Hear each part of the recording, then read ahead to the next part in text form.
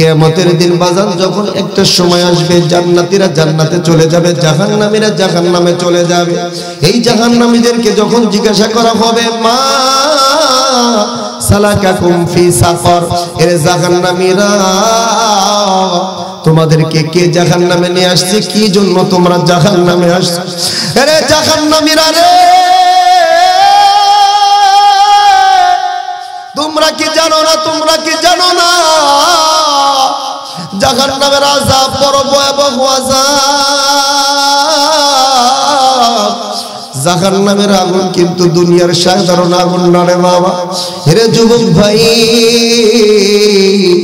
হিসাব কইরা বাজার তুমি নামাজ কাজা কইরো, নামাজ বাদ দিও। এ যুবক, তোমাকে যদি বলে যুবক ভাই রে, তোমার এই হাতের আঙ্গুলটা একটু চেরাগের আগুনের ভিতরে 1 মিনিট রাখো, তোমার এই সাহসটা নাই রে বাবা। তোমাকে যদি বৃদ্ধ বাবাজি দেখে বলি, বৃদ্ধ বাবাজি বয়স হয়ে গেছে, অনেক শক্তিশালী ছিলেন, ও বাবা আপনার এই হাতটা একটু চুলার আগুনের ভিতরে রাখ। আমার যুবক ভাইরা বলবে, হুজুর ওই চেরাগের আগুনের ভিতরে 1 মিনিট হাত রাখা সম্ভব না, আঙ্গুল রাখা সম্ভব না। আমার বাবাজিরা বলবে, হুজুর আমরা 1 মিনিট এই হাতটা আঙ্গুলের ভিতরে রাখতে পারবো না। বাবাজিরা রে, এই দুনিয়ার আগুনের ভিতরে যদি তুমি 1 মিনিট হাতটা না রাখতে পারো, কোন সাহসে তুমি নামাজ বাদ দাও? কেমনে তুমি রমজান মাসের রোজা বাদ দাও রে যুবক? আমার বন্ধুগণ, জাহান্নামীদেরকে জিজ্ঞাসা করা হবে, হে জাহান্নামীরা, কি জন্য কে তোদেরকে জাহান্নামে নিয়ে আসছে? তোমরা কি জানো না জাহান্নামের আযাব বড় কঠিন আযাব, ভয়াবহ আযাব? হে বাবাজি, ওই সময় জাহান্নামীরা ডাক দিয়ে বলবে, ক্বালু লাম নাকু মিনাল মুসাল্লিন, দুনিয়ার জমিনে আমরা নামাজ পড়ি নাই, নামাজ না পড়ার কারণে আমরা জাহান্নামে আসছি। এ বাবাজি, নামাজ না পড়ার কারণে মানুষ জাহান্নামে হয়ে যাবে, নামাজ না পড়ার কারণে মানুষের কবরের ভিতরে আযাব হবে। ও যুবক, কবরের কথা স্মরণ হইলেও বাজান তোমার দিলটা একটু নরম হয় না, চোখ দিয়ে পানি বের হয় না। কিন্তু বাবাজিরা রে, ওই কবরটা বাবা সাধারণ কোনো ঘর নাই রে বন্ধু। আমার বন্ধুগণ, ওই কবর সম্পর্কে রাসূল বলে, আল কবরু রাউদাতুম মির রিয়াদিল জান্নাহ আও হুফরাতুম মিন হুফারিন নার। ওই কবরটা কারো জন্য জান্নাতের বাগানের মধ্যে একটা বাগান হয়ে যাবে, আবার ওই কবরটা কারো জন্য জাহান্নামের গর্ত থেকে একটা গর্ত হয়ে যাবে। এরে বাবাজি, রাসূল বলে যে এই মানুষগুলো দুনিয়ার জমিনে 5 ওয়াক্ত নামাজ পড়বে, রোজা করবে, হজ যাকাত দিবে, যেই মানুষগুলো আল্লাহর হুকুমকে পুঙ্খানুপুঙ্খভাবে আদায় করবে, পালন করবে। ও বন্ধু মুসলমান যুবক ভাইরা, রাসূল বলে ওই মানুষগুলোর চক্ষুটা যখন বন্ধ হয়ে যাবে, আমার বন্ধুগণ সমস্ত আপন মানুষগুলো বাজান পর হয়ে যাবে। হেরে বাবাজি, আজকে তুমি তোমার নিতার দাপটের কারণে অনেক কিছুই করে ফেলতেছো। এ বন্ধু, তোমার বন্ধু আজকে 24 ঘন্টা তোমার সঙ্গে সময় দেয়। আজকে তোমার মা একটু তুমি অসুস্থ হইলেই জনম দক্ষিণী মা তোমার কাছে আইসা তোমার সেবা যত্ন করে। তোমার বাবা আমার বন্ধুগণ তোমার পাশে দাঁড়ায়। ও যুবক, চক্ষুটা একটু বন্ধ কইরা দেখো, তোমার কেউ আপন থাকবে না রে বাবা, সমস্ত আপনজন পর হয়ে যাবে। আহারে, যেই মা 10 মাস 10 দিন গর্ভে ধারণ করেছে, এ বন্ধু, যেই মা মানুষের বাড়ি কাজ করে বাজান আমরা লেখাপড়া করাইছে, যেই জনম দুঃখিনী মা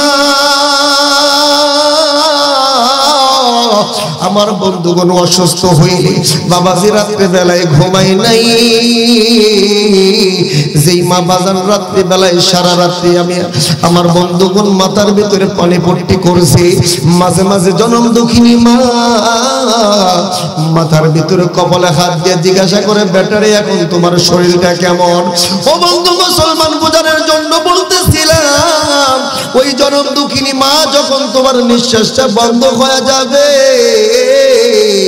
বাজার রে ওই মাও কিন্তু বলবে না আমার কলিজার টুকরাকে তোমরা কবরে রাখো না বাজান তোমার বাবাও কিন্তু বলবে না আমার সন্তানটাকে কবরে রাখো না তোর যেই বন্ধুটা 24 ঘন্টা তোমার সঙ্গে সময় দিছে আমার বন্ধুগণ খেলার জন্য বন্ধুর সাথে আমার বন্ধুগণ আনন্দ করেছো ফুর্তি করেছো মাঠে ময়দানে খেলার জন্য দাপায়া বেড়াইছো যেই বন্ধুটা তোমার বিপদের সঙ্গী ছিল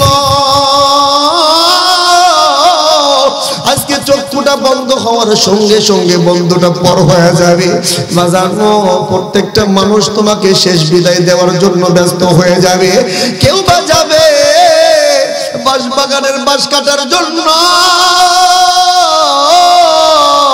কেউ বা যাবে বাজারে তোকে শেষ বিদায় দেওয়ার জন্য সাদা মার্কিন কাপড় কেনার জন্য দোকানে চলে যাবে হে বন্ধু কেউ বা তোমাকে লাস্ট বারের মতন গোসল দেওয়ার জন্য আমার বন্ধুগণ পানি গরম করতে থাকবে কেউ বা তোমাকে কবরে রাখার জন্য ওই অন্ধকার কবরের ভিতর রাখার জন্য বাজান কবর খুঁজতে যাবে প্রত্যেকটা মানুষ তোমাকে শেষ বিদায় দেওয়ার জন্য বাজান ব্যস্ত হয়ে যাবে কিন্তু বাবাজি কেউ বলবে না এই বন্ধুটাকে তোমরা কবরে রাখাই শোনা কেউ বলবে না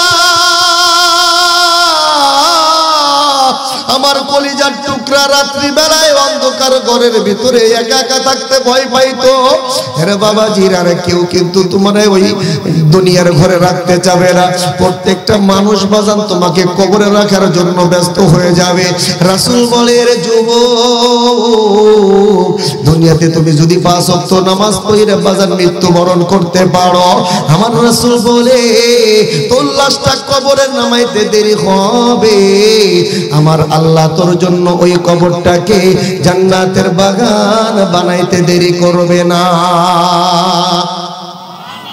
আরেকটু আওয়াজ দিয়ে বলেন না সুবহানাল্লাহ নামাজ পড়ার দরকার আছে না নাই কারা কারা আগামীকাল ফজর নামাজ থেকে মসজিদে যায় নামাজ পড়বেন হাত তুলে আল্লাহকে দেখেন আল্লাহ তাকাইয়া দেখো তোমার বান্দার ওয়াদা করেছে যারা নামাজ পড়ে তারাও নামাজ পড়বে যারা নামাজ পড়ে না আমার ভাইরা আগামী কাল থেকে ফজরের নামাজ থেকে নামাজ শুরু করে দেবে আল্লাহ তুমি কবুল করো বলেন আমিন বাবাজিরা রে নামাজ পড়লে বাজান আমার কি লাভ তোমাদের তো লাভ আমার শুধু এতটুকু লাভ আমার এই বয়ানের কারণে একজন বেনামাজি মানুষ যদি নামাজি হয়ে যায় রে বাবা আমার জন্য নাজাত পাওয়া এটাই আমার যথেষ্ট কথা বল ঠিক কি না ও বন্ধু মুসলমান যুবক ভাইরা তাহলে যে সমস্ত মানুষগুলো নামাজ পড়বে কোরআন তেলাওয়াত করবে রমজান মাসের রোজা করবে রাসূল বলে যারা আল্লাহর হুকুমকে মাইনা চলবে রে ওই মানুষগুলো যখন চক্ষুটা বন্ধ হয়ে যাবে তাদেরকে যখন কবরের ভিতর রেখে আসবে বাবাজি রাসূল বলে ওই লাশটা কবরের ভিতর নামাইয়া তোমরা তোমাদের বাড়িতে যাইতে দেরি হবে কিন্তু আমার আল্লাহ ওই কবরটাকে জান্নাতের নাজ নিয়ামত দিয়ে ভরপুর করতে দেরি করবে না সুবহানাল্লাহ আর তুমি যদি বেনামাজি হও সুদখোর আর ঘুষখোর হয়ে মারা যাও রে বাবা এর যুবক রাসূল বলে যতই তুমি শক্তিশালী মানুষ হও না কেন যতই তুমি নেতা হও না কেন যতই তুমি প্রভাবশালী মানুষ হও না কেন নামাজ না নিয়ে যদি তুমি কবরে যাও আমার বন্ধুগণ যদি নেক আমল সারা কবরে যাও রে বাবা বাবাজি ওই কবর কিন্তু কোনো নেতাকে চেনে না আমার বন্ধুগণ মন্ত্রী মিনিস্টারকে চেনে না ওই কবরে চেনে শুধুমাত্র নেক আমল যার আমলটা ভালো হবে খবর বলে আমি তার সঙ্গে ভালো ব্যবহার করব আর যারা আমলটা ভালো হবে না আমি খবর তার চিনব না সে কোন দলের লোক সে কোন দেশের মানুষ বাবাজি বেনামাজি হইয়া যদি তুমি কবরে শোরে বাবা ওই কবরের দুই পাশের মাটি এমন ভাবে জড় করে চাপ দিবে রে বাবা এমন ভাবে তোরে চাপ মারবে চাপ মারার সঙ্গে সঙ্গে দুই পাজরের এক পাজরের খার আরেক পাজরের ভিতরে বাজান ভাঙ্গে ঢুকে যাবে, মরমর আওয়াজ হবে, তুই এত জোরে চিৎকার করবি রে, তোর চিৎকারের আওয়াজ পশু পাখি শুই না বাজান লাফালাফি পারবে, কোনো মানুষ শুনবে না, কেউ তোরে বাঁচাইতে আসবে না।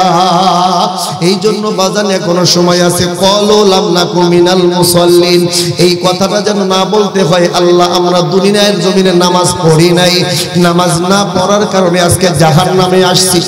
আরে আমার নবীজি যখন কথা বলেছেন, নবীজির দুই ঠোঁটটা যখন নাকি এরকম ভাবে আমার বন্ধুগণ ফাঁক হয়ে গেছে, এই দুই ঠোঁটের মাঝখান দিয়ে আমার বন্ধুগণ যখন কথাটা বের হইতো, মনে হইতো রাসূলের জবান দিয়ে মুক্তা ঝরতেছে, এত মধুর আওয়াজ, এত সুন্দর মিষ্টি আওয়াজ ছিল আমার রাসূলের।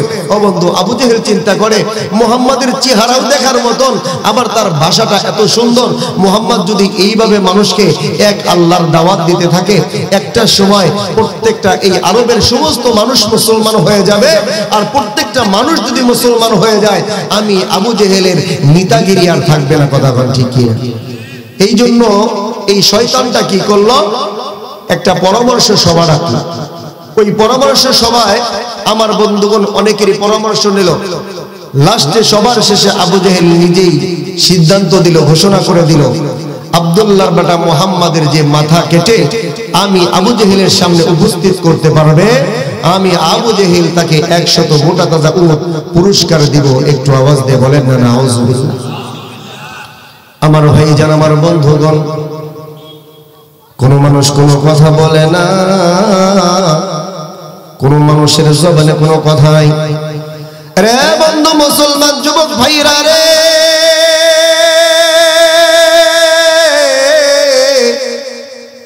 সমস্ত হলরুম স্তব্ধ হয়ে গেছে। আমার বন্ধুগণ কারো দিলের ভিতরে, কারো আমার বন্ধুগণ বুকের ভিতরে এই সাহসটা নাই, একজন আল্লাহর নবীজির আমার বন্ধুগণ নবীজিকে হত্যা করবে। হেরে বন্ধু, এমন সময় পিছন থেকে ওমর দাঁড়ায়া গেছে, আবু জেহেলকে ডাক দেয়া বলে, নেতাজি আপনি কোনো টেনশন কইরেন না, আপনি কোনো টেনশন কইরেন না। ওমর ডাক দেয়া বলে, ও নেতাজি আপনার টেনশনের কোনো কারণ নাই গো। আবু জেহেল, আমি ওমর ওয়াদা করলাম, আমি ওমর ঘোষণা করে দিলাম, আমি মুহাম্মাদের, আব্দুল্লাহর বেটা মুহাম্মাদের মাথা কেটে আপনার সামনে উপস্থিত করব। একটু আওয়াজ দিয়ে বলেন না নাউজুবিল্লাহ। এ বন্ধু মুসলমান যুবক ভাইরা, এই কথা বলিয়া ওমর আবু জেহেল থেকে ডাক দেয়া বলে, নেতাজি আমি যতক্ষণ না পর্যন্ত মুহাম্মাদের মাথা না কাটতে পারবো, আমি আপনার সামনে হাজিরা দেব না, উপস্থিত হব না। আমি ওমর খাবারে কখনো মুখ লাগাবো না। এই কথা বলিয়া ওমর আমার বন্ধুগণ খোলা একটা তরবারি হাতে নিয়া বাজানো আমার নবীকে মারার জন্য রওনা হয়ে গেছে। এমন ভাবে ওমর চলতেছে, এ বন্ধু সিরাতে ইবনে হিশামের ভিতর আসছে রে বাবা। এ বন্ধু ওমরের ঘোড়াটা এমন আমার বন্ধুগণ দ্রুত গতিতে চলতেছে, শুধু পিছন থেকে শুধু ভালো দেখা যায়, ওমরকে দেখা যায় না। এমন ভাবে সামনের দিকে রওনা হয়ে গেছে। কিছু দূর যাওয়ার পর আমার বন্ধুগণ এইবার হযরতে নাঈম রাদিয়াল্লাহু তাআলা আনহুর সঙ্গে সাক্ষাৎ হয়ে গেল। ওই নাঈম রাদিয়াল্লাহু তাআলা আনহু আমার বন্ধুগণ তিনি কিছুদিন পূর্বে মুসলমান হয়ে গেছে। আমার বন্ধুগণ এখনো পর্যন্ত কেউ জানে না তিনি মুসলমান হয়েছেন, কোন কাফের মুশরিকরা জানে না, ওমর পর্যন্ত জানে না। এই আমার বন্ধুগণ নাঈম মুসলমান হয়ে গেছে। এই নাঈম রাদিয়াল্লাহু তাআলা আনহু ওমরকে ডাক দেয়া বলতেছেন, বন্ধু ওমর এত দ্রুত গতিতে তুমি কোথায় যাইতেছো? তোমার চক্ষুটা লাল দেখা যায়, তোমার হাতে তরবারি দেখা যায়। এরা এই কুলা তরবারি হাতে নিয়ে কোথায় যাও?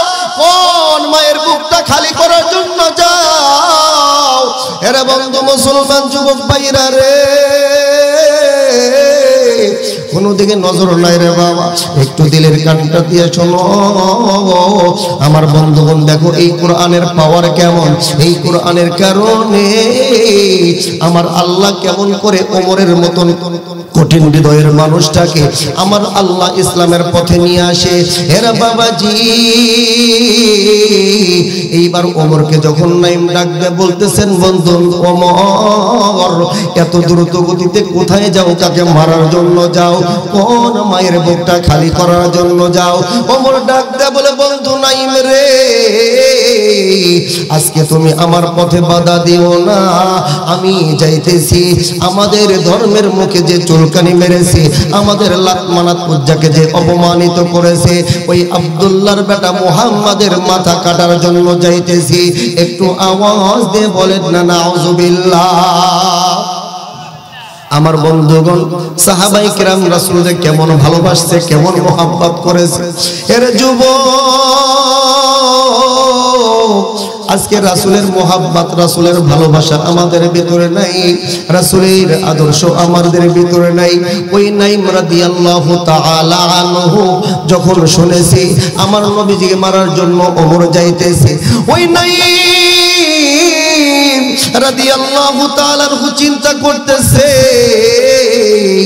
আরে ওমরের মেজাজ তো ভালো না, ওমরের রাগ তো ভালো না, এই ওমর যদি আমার রাসূলের কাছে চইলা যায় তাহলে তো একটা অঘটন ঘটতে পারে, আমার রাসূল আঘাতপ্রাপ্ত হতে পারে। ও বন্ধু মুসলমান যুবক ভাইরা রে, নাইম রাদিয়াল্লাহু তাআলা চিন্তা করতেছে কেমন করে ওমরের পথটাকে পরিবর্তন করা যায়, তার চিন্তাধারাকে পরিবর্তন করা যায়। না রে বন্ধু না, ওমরকে তো আমার রাসূলের কাছে চাইতে দেওয়া যাবে না। এবং মুসলমান যুবক ভাইরা, এইবার হযরতে নাইম রাদিয়াল্লাহু তাআলা ওমরকে ডাক দিয়ে বলতেছেন, বন্ধু ওমর রে, তুমি আপাতত তোমার মাথা থেকে মুহাম্মাদের চিন্তা বাদ দাও, মুহাম্মাদকে হত্যা করার চিন্তা বাদ দাও। ওমর ডাক দিয়ে বলে, বন্ধু নাইম রে, কি জন্য আমি তাকে হত্যা করার চিন্তা বাদ দেব? হে বন্ধু মুসলমান যুবক ভাইরা, এইবার নাইম ডাক দিয়ে বলে, বন্ধু তুমি কি জানো না তোমার বাড়িতে কি ঘটনা ঘটে গেছে? হে বন্ধু, ওমর ডাক দিয়ে বলতেছেন, নাইম রে, আমার বাড়িতে আবার কি ঘটে গেল? নাইম ডাক দিয়ে বলে, বন্ধু ওমর, তুমি কি জানো না তোমার বোন ফাতিমা এবং তোমার বোন জামাই তারা দুইজন কালেমা পড়ে মুসলমান হয়ে গেছে। একটু আওয়াজ দিয়ে বলেন না সুবহানাল্লাহ। তোমার বোন ফাতিমা এবং তোমার বোন জামাই তারা দুইজন কালেমা পড়ে মুসলমান হয়ে গেছে, তারা এক আল্লাহর প্রতি ঈমান এনেছে। ও ওমর, একটু যাও, আগে তুমি তোমার বাড়িতে খবর লাগাও। রে বন্ধু মুসলমান যুবক ভাইরা রে,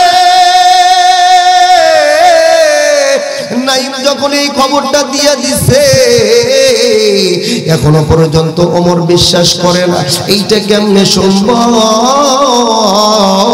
আমার বোনের সাহসটা কেমনে হয়, আমার বোনের জামার সাহসটা কেমনে হয়, আমি ওমরের বোন কেমনে মুসলমান হয়। এর বাবাজি, এইবার ওমর নাইমকে ডাক দেয়, বলে, বন্ধু নাইম রে, আমার মন কেমন যেন বলতেছে তুমি মুহাম্মাদের অনুসারী হয়ে গেছো, তুমি বুঝি মুহাম্মাদকে আমার হাত থেকে বাঁচানোর জন্য চেষ্টা করতেছো। রে বন্ধু নাইম, ভালো করে শুইনা নাও, আরে তোমার কথা যদি সত্য হয় তাহলে আমি তো আমার বোনের 12টা বাজিয়ে দেব, আর তোমার কথা যদি মিথ্যা হয় রে, আমি ওয়াদা করলাম মুহাম্মাদের মাথা কাটার পূর্বেই আমি তোমার মাথাটা আলাদা করে ফেলবো। এ বন্ধু মুসলমান যুবক ভাইরা, কেমন দুঃসাহসের মানুষ ছিল রে বাবা, কেমন হিংস্র মানুষ ছিল ওমর। এই কথাটা শোনার পর এইবার ওমর আমার বন্ধুগণ দ্রুত গতিতে তার বোনের বাড়ির দিকে রওনা হয়ে গেছে। ওমর ওমর যখন তার বোনের বাড়ির দরজার সামনে বাজান উপস্থিত হয়ে গেছে বাবাজি ঘরের ভিতরে হযরতে ওমরের বোন ফাতিমা এবং তার বোন জামাইকে বাজান কোরআন শিক্ষা দিচ্ছিলেন হযরতে খাব্বাব রাদিয়াল্লাহু তাআলা আনহু ওমরের কানে যখন কোরআন তিলাওয়াতের আওয়াজ ভেসে আসে আমার বন্ধুগণ হযরত ওমর ওই দরজার সামনে দাঁড়াইয়া কিছুক্ষণ কোরআন তেলাওয়াত শুনলেন কিন্তু বাবাজি ওমরের মেজাজটা ছিল বড় কড়া ওমর কোরআনকে বোঝার চেষ্টা করে নাই বাজানো এই জন্য ওমর দরজায় নক করলেন আমার বন্ধুগণ ভিতর থেকে আওয়াজ আসলো কে আমার বন্ধুগণ ওমর ডাক দেয়া বলে আমি খাত্তাবের বেটা ওমর রে বন্ধু মুসলমান যুবক ভাইরা রে ওমর রে ওই সময় মুসলমানরা কেমন ভয় পাইছে রে খাব্বাব যখন শুনেছে দরজার সামনে ওমর দাঁড়ায় আছে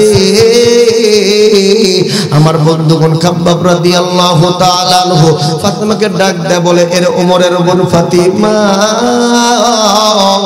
আজকে বুঝি আর আমার বাঁচার উপায় নাই এর ফাতিমা ওমর যদি জানে আমি একজন মুসলমান তোমাদেরকে কোরআন শিক্ষা দিতেছি আমি একজন রাসূলের আদর্শের সৈনিক তোমাদেরকে কোরআন তেলাওয়াতের শিক্ষা দিতেছি ফাতিমা রে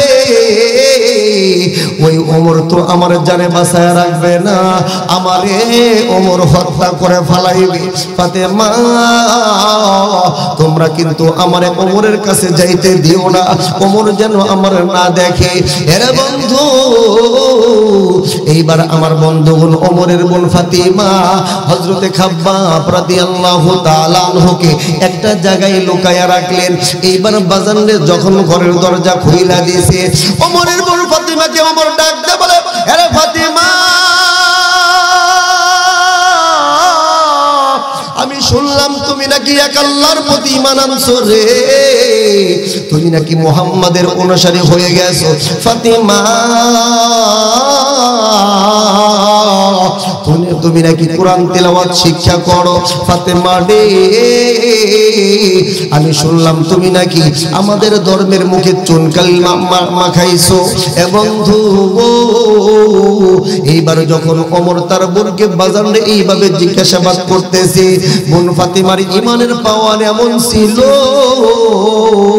তার ঈমানের মজবুত এত ছিল রে বাবা ওমরের বোন ঠাস ঠাস করে উত্তর দেয় ভাই ওমর তুমি যা শুনেছো সত্য শুনেছো আমি এক আল্লাহর প্রতি ঈমান এনেছি আমি কালেমা পড়ে মুসলমান হয়ে গেছি জোরে বলেন না সুবহানাল্লাহ এ বন্ধু মুসলমান যুবক ভাইরা রে ওমরের বোন ফাতিমা ডাক দে বলে ভাই ওমর তুমি যা শুনেছো সত্য শুনেছো রে ভাই আমি এক আল্লাহকে আল্লাহ বলে স্বীকার করেছি আমি লাত মানাত উজ্জার মুখে লাথি মেরেছি একটু আওয়াজ দিয়ে বলেন না আল্লাহু আকবার এ বন্ধু ওমরের সামনে যখন এই কথাটা বলে দিয়েছি ওমর ডাক দিয়ে বলতেছেন ফাতিমা রে তোমার তো সাহস কম না একে তো তুমি এক আল্লাহকে আল্লাহ বলে স্বীকার করেছো আমাদের ধর্মের মুখে চুনকালি মেরেছো আবার আমি ওমরের সামনে তুমি এই কথাটা প্রকাশ্যে বলে দিতেছো ওমর ডাক দিয়ে বলে ফাতিমা রে এখনো সময় আছে কালিমা সাইরা দাও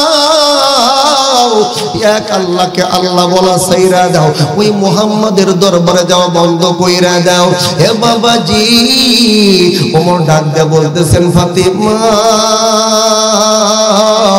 তুমি যদি কালেমা না ছাড়ো এক আল্লাহকে আল্লাহ বলা না বাদ দাও আমি ওমর তোমাকে কি করতে পারে তুমি ভালো করে জানো আর তুমি যদি এখন ঈমান ছাইরা দাও আমি ওমর ঘোষণা করে দিলাম তোমাকে আমি কোনো ক্ষতি করব না আঘাত করব না ওমরের বোন ফাতিমা ডাক দে বলে ভাই ওমর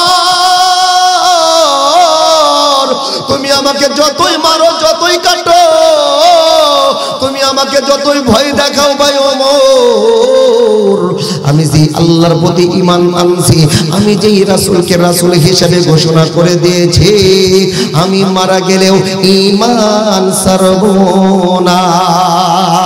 একটু আওয়াজ দিয়ে বলেন না সুবহানাল্লাহ। এদের দরজে থানার বাবাজিরা রে, তাদের ঈমানের পাওয়ার কেমন ছিল, তাদের ঈমান কেমন মজবুত ছিল রে বাবা। এ বন্ধু আমার বন্ধুগণ, এই কথাটা যখন ওমরের বোন ফাতেমা বলে দিয়েছে, এ বাবাজি ওমরের এক হাতে ছিল তরবারি আর এক হাতে ছিল চাবুক রে বাবা। ওমর এই চাবুক এই তরবারিটা বাম হাতে নিয়া, ওই চাবুকটা ডান হাতে নিয়া তার কলিজার টুকরা আপন বোন রে বাজান এমন ভাবে মারা শুরু করে দিয়েছে, এমন ভাবে আঘাত করে রে,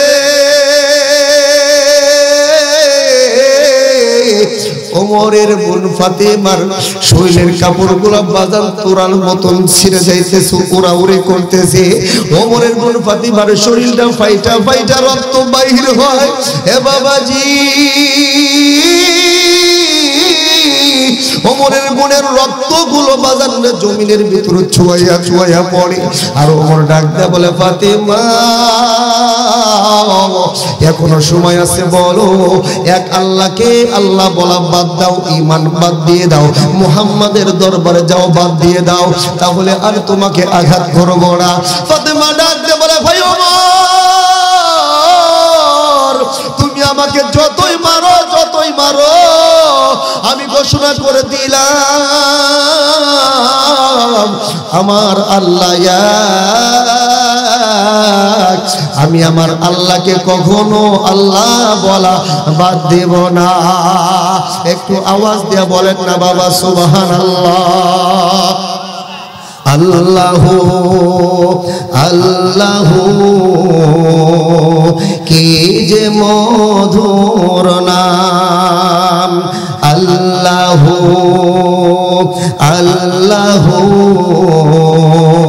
কি যে মধুর নাম, ধরার তামাম মনি মুক্তা পান্না হীরায় সোনা দানায় হয় না তাহার দাম,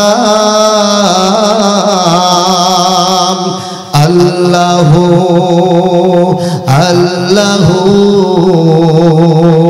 কি যে মধুর নাম, বলো আল্লাহু আল্লাহু কি যে মধুর নাম।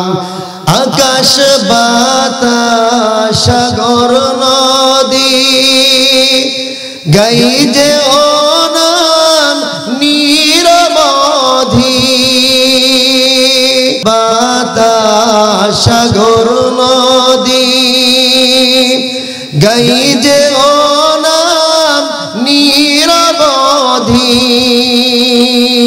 পাখ পাখালির কণ্ঠে শুনি, পাখ পাখালির কণ্ঠে শুনি নিত্য অবিরাম, বলো আল্লাহু আল্লাহু কি যে মধুর নাম, আল্লাহু আল্লাহু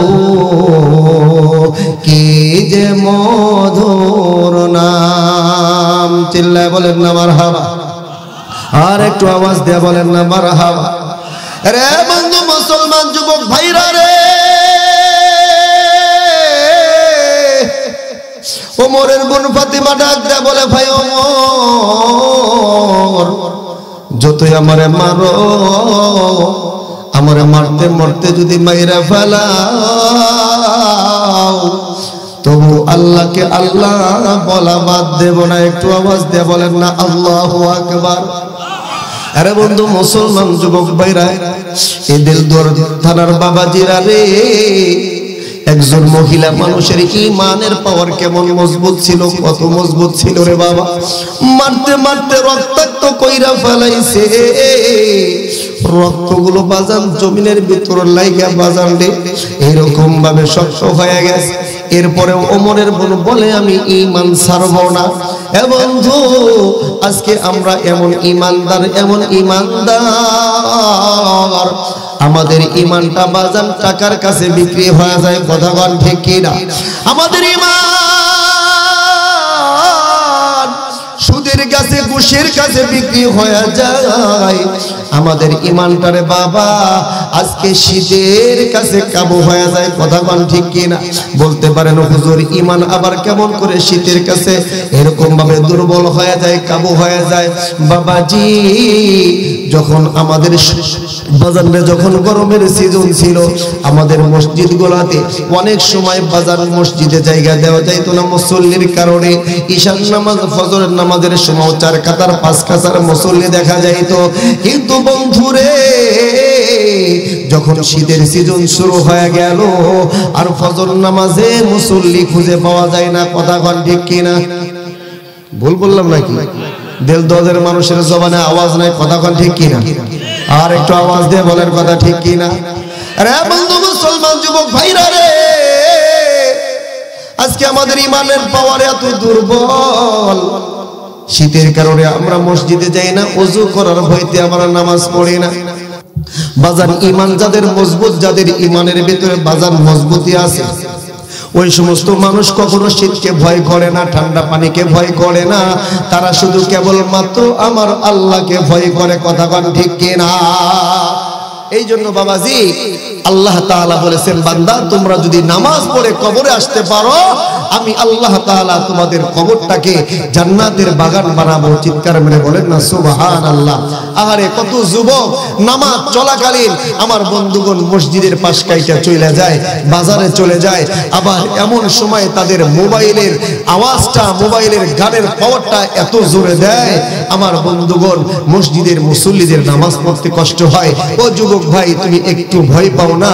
একটু চিন্তা করো না, মালাকুল মউত আজরাইল কখন কার সামনে উপস্থিত হয় এই গ্যারান্টি দিয়ে কেউ বলতে, এই কথা কেউ গ্যারান্টি দিয়ে বলতে পারে না। ফাইদা জাআ আজালুহুম লা ইস্তাখিরুনা আনহু সাআতাও ওয়ালা ইস্তাকদিমুন। প্রত্যেকটা সম্প্রদায়ের জন্য নির্দিষ্ট একটা সময় আছে রে বাবা। আও বন্ধু মুসলমান, আপনার সামনে যখন মালাকুল মউত আজরাইল চলে আসবে, আপনি কোন অবস্থায় আছেন? নাপাকি অবস্থায় আছেন, গান বাজনা শোনা অবস্থায় আছেন, আপনি খারাপ ফিল্ম দেখতেছেন, খারাপ নেকেড ছবি দেখতেছেন, বাজান আপনাকে এই সতর্ক করবে না, বাবা এই 5টা মিনিট তোমার সময় দিলাম, পবিত্রতা অর্জন করে আসো, গোসল করে 2 রাকাত নামাজ পড়ে নাও, তওবা তালাবত করে নাও, এরপরে তোমার জান কবজ করব। এই গ্যারান্টি আমার বন্ধুগণ, এই কথা কি আজরাইল আমাদেরকে বলবে? এ বন্ধু, তাহলে কোন সাহসে, কোন সাহস নিয়া তুমি আজকে খারাপ আমার বন্ধুগণ ছবি দেখতেছো? আরে যুবকরা চিন্তা করে, রাত্রিবেলা মা ঘুমায়া গেছে, বাবাও ঘুমায়া গেছে, বড় ভাই বোন সকলেই ঘুমায়া গেছে, ওরা লেপের ভিতরে যায় আমার বন্ধুগণ এরকম ভাবে নেকেট ছবি দেখে আর আনন্দ দেয়, মজা নেয় আর হাসতে থাকে। আরে আমি কত চালাক, মাকেও ফাঁকি দিলাম, বাবাকেও ফাঁকি দিলাম। এ যুবক, তুমি তোমার মা বাবাকে ফাঁকি দিতে পারো? একটা কথা শুনে রাখো, প্রত্যেকটা মানুষকে ফাঁকি দিতে পারে, কিন্তু কখনোই কোনো মানুষ আমার আল্লাহর চক্ষুকে ফাঁকি দিতে পারে না। কথা ঠিক কিনা? এই জন্য তো আল্লাহ তাআলা বলে ওয়ালিমান খাফা মাকামা রাব্বিহি জান্নাতান। যেই সমস্ত মানুষগুলা আমি আল্লাহ তাআলাকে ভয় করিয়া গুনার কাজ ছেড়ে দিবে, নাফরমানি ছেড়ে দিবে, তারা যখন আমি আল্লাহর সঙ্গে সাক্ষাৎ করবে, আমি আল্লাহ তাদেরকে একটা জান্নাত নয়, আমি আল্লাহ তাদেরকে 2টা জান্নাতের মালিকানা দান করব। চিল্লায় বলেন না সুবহানাল্লাহ। আল্লাহকে ভয় করিয়া গুনার কাজ ছেড়ে দেন বাবাজি, একটা জান্নাত না, আল্লাহ তাআলা 2টা জান্নাত দিবে। এই জন্য বাবাজি, যাদের দিলের ভিতরে আল্লাহর ভয় আছে ওরা কখনো নামাজ ছাড়তে পারে না। যাদের দিলের ভিতরে আমার আল্লাহর ভয় আছে ওই মানুষগুলা সুদ খাইতে পারে না, ঘুষ খাইতে পারে না।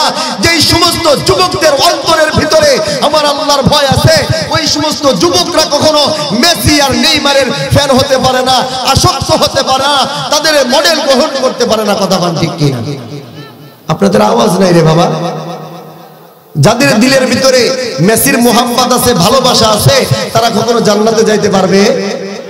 রাসূল বলেছেন আল মারউ মা মান আহাব্বা, দুনিয়াতে তোমরা যাকে ফলো করবা, অনুসরণ করবা, মোহাব্বত করবা, তার সঙ্গেই তোমাদের হাসর হবে। স্পষ্ট হাদিস।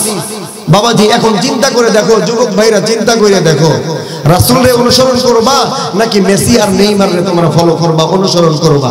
যুবক একটাবার চিন্তা করে দেখো, যদি মেসি আর নেইমারের সঙ্গে তোমার হাসর হয়, তোমার অবস্থা কত ভয়াবহ হবে।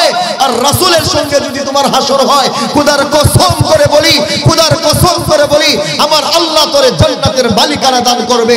একটু আওয়াজ দিয়ে বলেন না সুবহানাল্লাহ। কোন মানুষটার তুমি আইডল বানাইতেছো?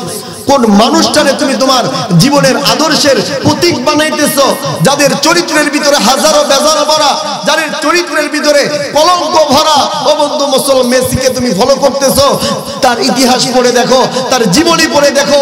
মেসি বিয়ে করার পূর্বেই 3-4টা সন্তানের বাবা হয়েছে। কথা কোন ঠিক কিনা? তাহলে বৈধ সন্তান নাকি অবৈধ সন্তান?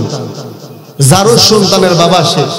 এই মানুষটাকে তুমি নিজের আদর্শের প্রতীক বানাইলা, অথচ আল্লাহ পাক রব্বুল আলামিন এমন একজন মানুষের আদর্শকে ফলো করার জন্য বলেছেন, অনুসরণ করার কথা বলেছেন, যার চরিত্রের মধ্যে কিঞ্চিত পরিমাণ, বিন্দু পরিমাণ কোনো আমার বন্ধুগণ কলঙ্ক নাই, কোনো দাগ নাই। আল্লাহ তাআলা সূরা কলমের 3 নম্বর আয়াতে আল্লাহ তাআলা ঘোষণা করে দেন, ওয়া ইন্নাকা লাআলা খুলুকিন আযীম।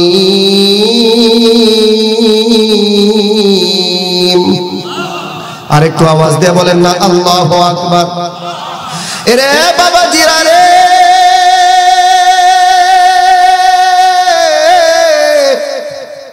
আল্লাহ তাআলা ডাক দা বলে, নবী গো,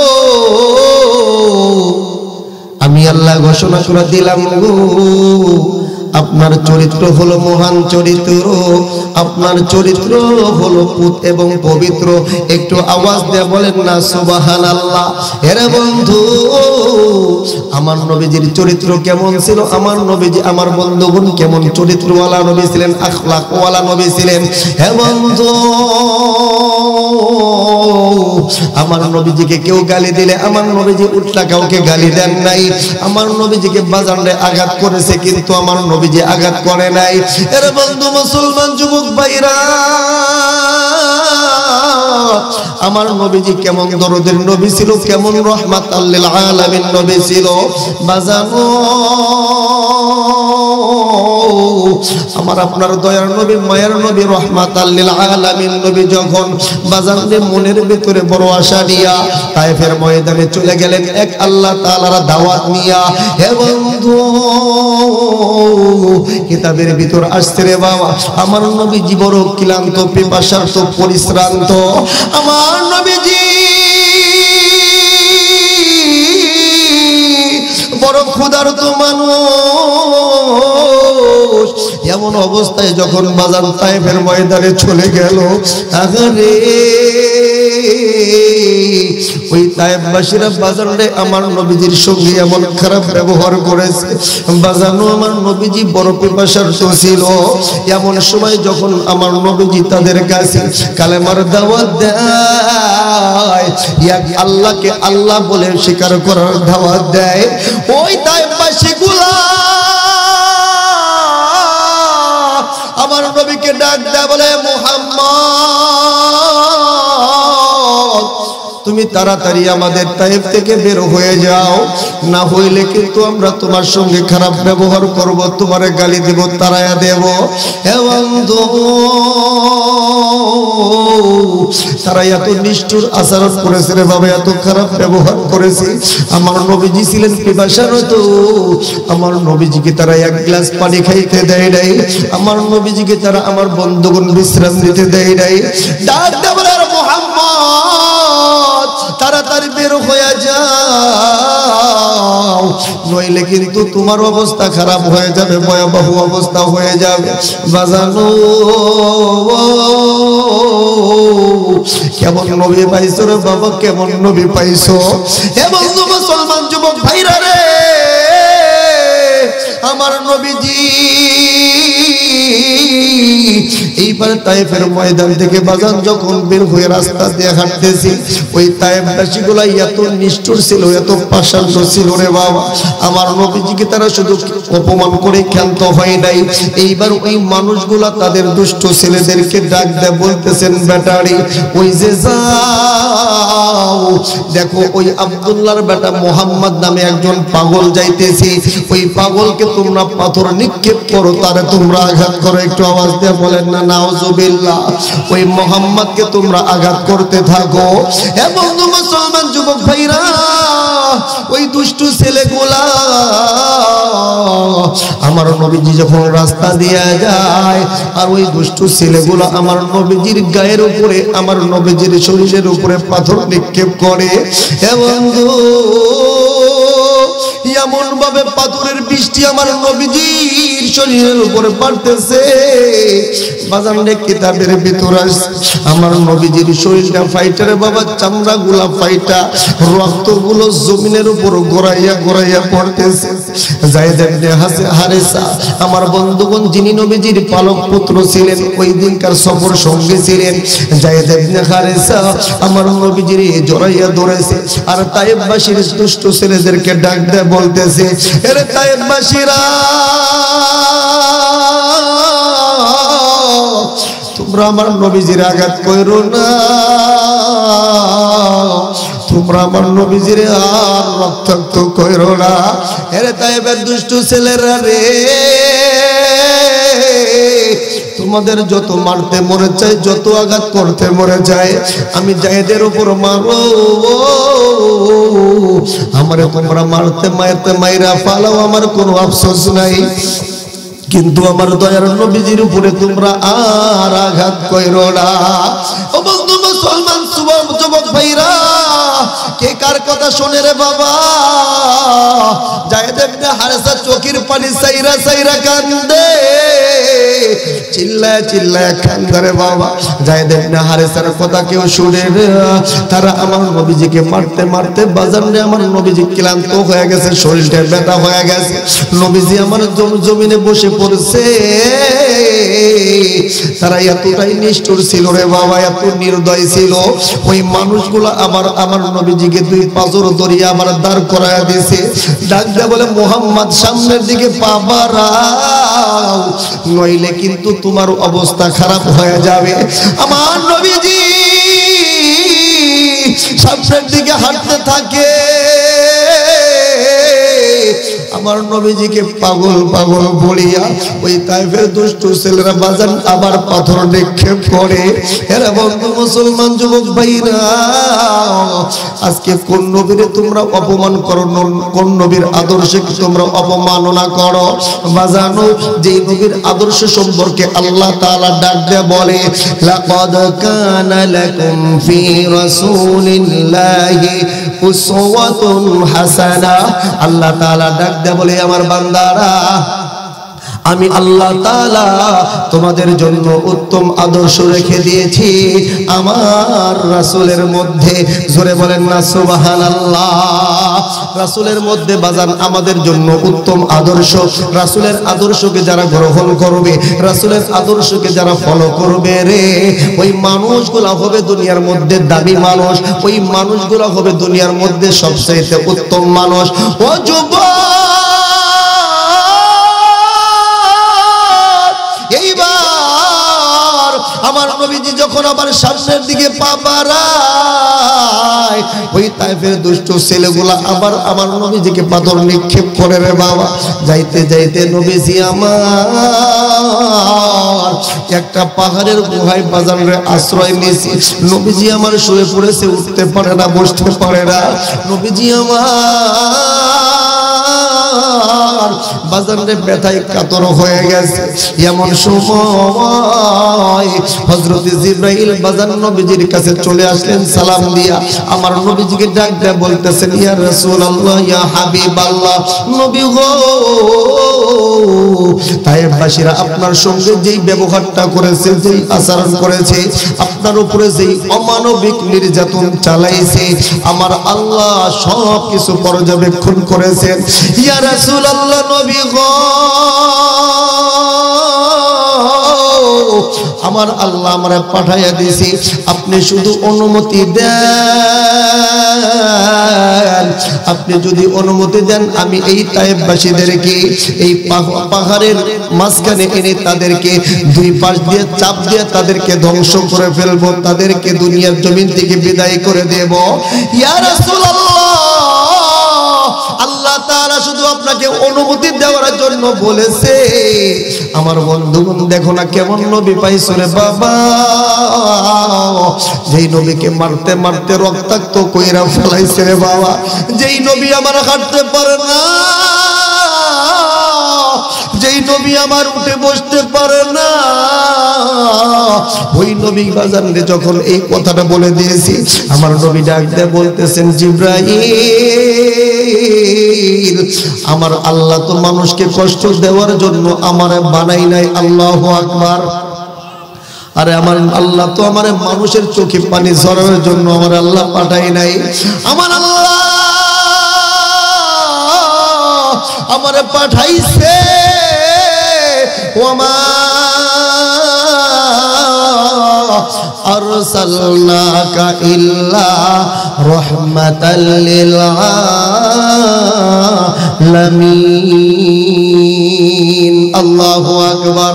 আরে আমার আল্লাহ তো আমারে সমস্ত মাখলুকাতের জন্য রহমতের নবী বানায়া পাঠাইছে। ও জিবরাইল তারা আমাকে হয়তো বুঝতে পারে নাই, আমাকে চিনতে পারে নাই, যার কারণে তারা আমার শরীরে আঘাত করেছে। ও জিবরাইল শোনো শোনো, হতে পারে তাদের বংশ থেকে মানুষ একটা সময় কালেমা পড়বে, ইসলাম গ্রহণ করবে। একটু আওয়াজ দিয়ে বলেন না সুবহানাল্লাহ। বাজানো আমার নবীকে বাজানলে সাহাবায়ে কেরাম কেমন ভালোবাসে এই কথাটা বলতেছিলাম। এই জন্য যুবক ভাইরা আমার বন্ধুগণ রাসূলের আদর্শ মানবা, রাসূলের অনুসরণ অনুকরণ করবা, তাহলে আমার আল্লাহ আমাকে তোমাকে মাফ করে দেবে। কেননা আল্লাহ তাআলা ডাক দেয়া বলতেছেন কুল ইন কুনতুম তুহিব্বুনাল্লাহ, যারা তোমরা আমি আল্লাহকে ভালোবাসতে চাও, আমি আল্লাহকে পেতে চাও, তারা তোমরা আমি নবীর অনুসরণ করো, অনুকরণ করো। যারা আমার নবীর অনুসরণ করবে, ফলো করবে, যারা আমার নবীজির আদর্শ গ্রহণ করবে, আমি আল্লাহ তাদেরকে ভালোবাসবো, মোহাব্বত করব। শুধু তাই নয়, আল্লাহ তাআলা ডাক দেয়া বলে ওয়ায়াগফির লাকুম যুনুবাকুম, আমি আল্লাহ তাদের জিন্দেগীর সমস্ত গুনাহকে মাফ করে দেব। সুবহানাল্লাহ। রাসূলকে ভালোবাসলে, রাসূলের আদর্শ গ্রহণ করলে এবং তো মুসলমান আমার আল্লাহ পাক রব্বুল আলামিন বলে আমি আল্লাহ ওই বান্দা বান্দীকে মোহাব্বত করব, ভালোবাসবো। আর শুধু তাই নয়, যারা আমার রাসূলের অনুসরণ অনুকরণ করবে ওয়ায়াগফির লাকুম যুনুবাকুম, আমি আল্লাহ তাদের জিন্দেগীর সমস্ত গুনাহকে মাফ করে দেব। চিল্লায়া বলেন না সুবহানাল্লাহ। রাসূলের আদর্শ আমাদের ভিতরে নাই, মোহাব্বত ভালোবাসা আমাদের ভিতরে নাই। আজকে যুবকরা নিজেদেরকে আমার বন্ধুগণ স্মার্ট মনে করে দাড়ি চাচার মাধ্যমে, কথা কোন ঠিক কি? দাড়ি চাচা যদি সুন্দর জয়ী হইতো ও বন্ধু মুসলমান, তাহলে আমার রাসূলের মুখে দাড়ি থাকতো না। আল্লাহ তাআলা আল্লাহর রাসূলের মতন এত সুন্দর যদি কোনো মানুষকে বানাই নাই, যেহেতু রাসূলের মুখে দাড়ি রাখার কারণে রাসূলের সৌন্দর্য বেড়ে গেছে, তার মানে হলো যুবকরা যদি মুখের ভিতরে দাড়ি রাখে তাহলে তাদের চেহারার ভিতরে সৌন্দর্য অটোমেটিক ফুটে উঠবে, কথা কোন ঠিক কিনা? দাড়ি না রাখা মহিলাদের দাড়ি ওঠে না, কারণ আল্লাহ তাআলা এদেরকে সৃষ্টি করেছেন এইভাবে, এটা হলো তাদের সৌন্দর্য। আর আজকে আমরা যুবকরা দাড়ি চাচার মাধ্যমে নিজেদেরকে প্রমাণ করে দেই আমরাও মহিলাদের অনুসরণকারী, কথা ঠিক কিনা? এই জন্য যাদের মুখে দাড়ি নাই যুবক ভাইদেরকে বলবো, যুবক ভাই রাসূলরে একটু অনুসরণ করো, অনুকরণ করো, রাসূলরে মুহাব্বত করো, মুহাব্বত কইরা তোমার মুখের দাড়িটা একটু ছাইরা দাও। বাবাজি তুমি চিন্তা করতেছো দাড়ি রাখলে তোমারে বুইরা বুইরা দেখা যায়, এই কারণে তোমারে মেয়েরা বিয়ে করতে যাবে না। বাবা একটা কথা মনে রাখো, যেই মেয়েটা তোমারে দাড়ি রাখার কারণে বিয়ে করতে যাবে না, তুমি মনে কইরা নিবা ওই মেয়েটা তোমার জন্য আসলেও উপযুক্ত ছিল না। কারণ যেই মেয়েটা রাসূলকে মুহাব্বত করে না, রাসূলের সুন্নতকে ভালোবাসে না, এই সমস্ত ডাইনি মার্কা মেয়ে আমাদের জীবনে না আসুক, এটাই তো আমরা চাই। কথা বলেন ঠিক কিনা? আর একটু আওয়াজ দিয়ে বলেন কথা ঠিক কিনা? এই জন্য রাসূলের আদর্শ ফলো করবেন, রাসূলকে মুহাব্বত করবেন, ভালোবাসবেন, তাহলে খুশি হবেন তিনি কে? আমার আল্লাহ। আল্লাহ পাক রব্বুল আলামিন রাসূলের আদর্শকে আমাদেরকে গ্রহণ করার, ফলো করার জন্য তৌফিক দান করেন। সকলে বলেন আমিন। ও বন্ধু মুসলমান যুবক ভাইরা, ওমর এইবার ডাক দেয়া বলতেছেন, ফাতেমা যদি তুমি মুহাম্মাদের দরবার ত্যাগ না করো, আল্লাহকে আল্লাহ বলা ছেড়ে না দাও, আমি কিন্তু তোমার হত্যা করে ফেলবো। ও বন্ধু মুসলমান দেখেন ওমরের বোন ফাতেমার ঈমানের পাওয়ার কেমন মজবুত ছিল, তার ঈমানের মজবুতি কেমন ছিল, কত শক্তিশালী ছিল। ওমরের বোন ফাতেমা ডাক দিয়ে বলতেছেন, ভাই ওমর তুমি তো আমার এই চাবুক দিয়ে আঘাত করতেছো ভাই।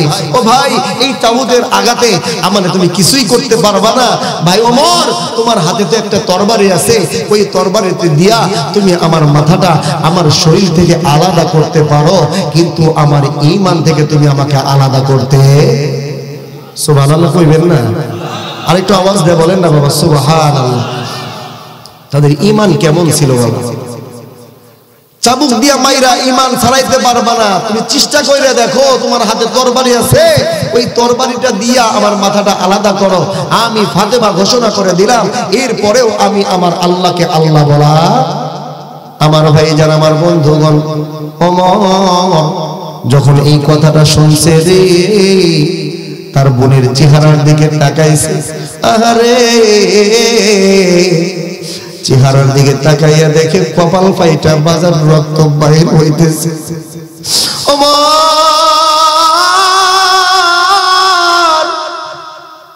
কঠিন হৃদয়ের মানুষ ওমর, কিন্তু বাবাজিরা রে, বোনের কপালে রক্ত দেখার পর ওমর সেন্সলেস হয়ে গেছে। ওমর বাজার নিয়ে তার বোনের প্রতি একটু দয়া এসে গেছে, মায়া এসে গেছে। ওমর ডাক দেয় বলে, ফাতেমা কেমন ঈমান আনলে, কেমন করে আল্লাহকে আল্লাহ বলে স্বীকার করলি। এর ফাতেমা তোরে এতবার মারলাম, এত আঘাত করলাম রে ফাতেমা, এরপরেও ঈমান ছাড়বা না। ফাতেমা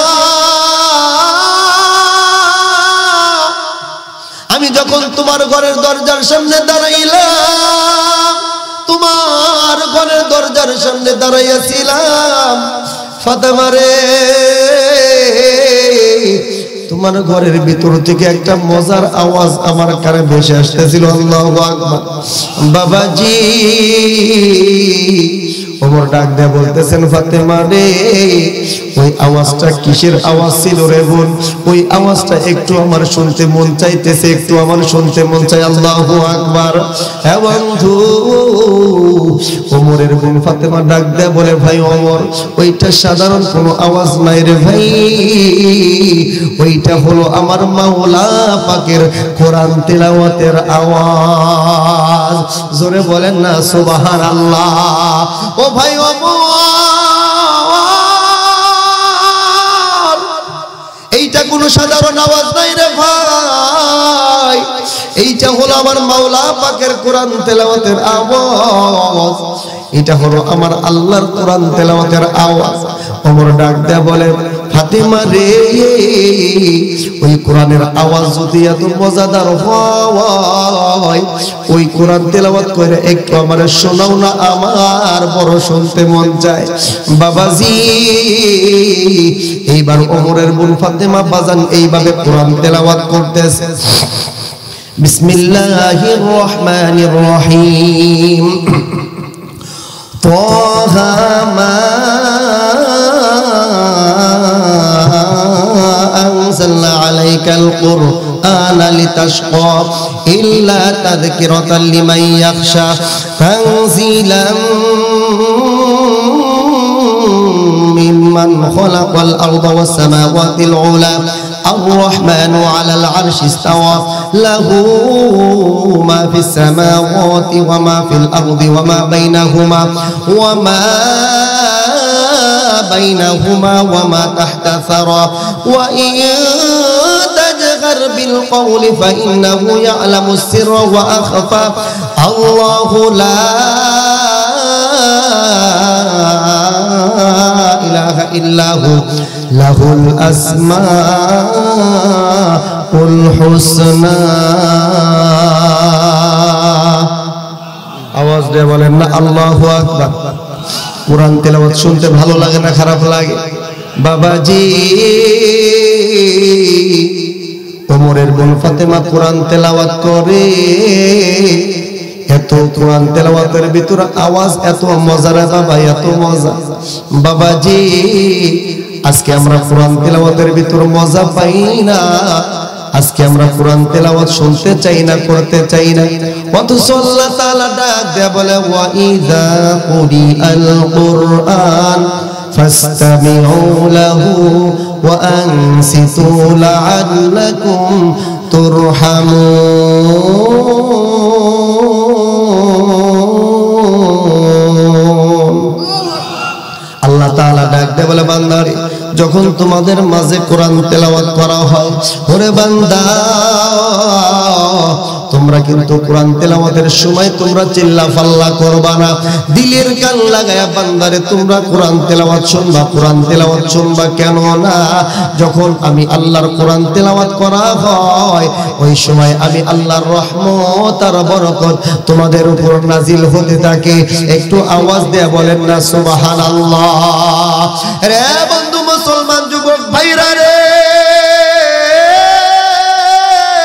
যখন কেউ কোরআন তেলাওয়াত করে, হে বন্ধু মুসলমান যুবক ভাইরা, ওই সময় আমরা বাজানরে দিলের কান লাগায়া চুপচাপ কোরআন তেলাওয়াত শুনবো।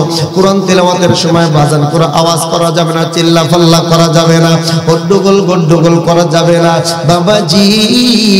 কেননা আল্লাহ তাআলা ঘোষণা করে দিয়েছে কোরআন তেলাওয়াত করার সময় আল্লাহ তাআলার রহমত আর বরকত বান্দার উপর নাজিল হয়। বুনরে ডাক দেয়া বলে ফাতিমা আর তেলাওয়াত করতে হবে না, আমার বুঝে আসছে রে ফাতিমা, আমি এতদিন পর্যন্ত যেই পথে ছিলাম এই পথটা ছিল অন্ধকারের পথ, এই পথটা ছিল জাহান্নামী পথ। ও ফাতিমা তুমি যেই পথটাকে বেছে নিয়েছো এই পথটা হলো জান্নাতের পথ। আল্লাহু আকবার। ফাতিমাকে ওমর ডাক দেয়া বলে ফাতিমা রে আমারে নিয়ে যাও মুহাম্মাদের দরবারে, আমি যাব তোমার নবীজির দরবারে, আমি কালেমা পড়ব, মুসলমান হয়ে যাব। বাবাজি এই কথাটা যখন বাজান ওমর ঘোষণা কইরা দিয়েছে, ওই যে খাব্বাব রাদিয়াল্লাহু তাআলা আনহু বাজান যিনি লুকাইয়া ছিলেন, ওই খাব্বাব রাদিয়াল্লাহু তাআলা আনহু বাজান এইবার বের হয়ে আল্লাহু আকবারের ধ্বনি দিয়া ওমরের সামনে চলে আসে। খাব্বাব এইবার ওমরের জড়াইয়া ধরে ডাক দেয় বলে ভাই ওমর, আর তুমি অন্ধকারের পথে যাইখো না, আর তুমি গাফেল থাইকো না। ও ভাই ওমর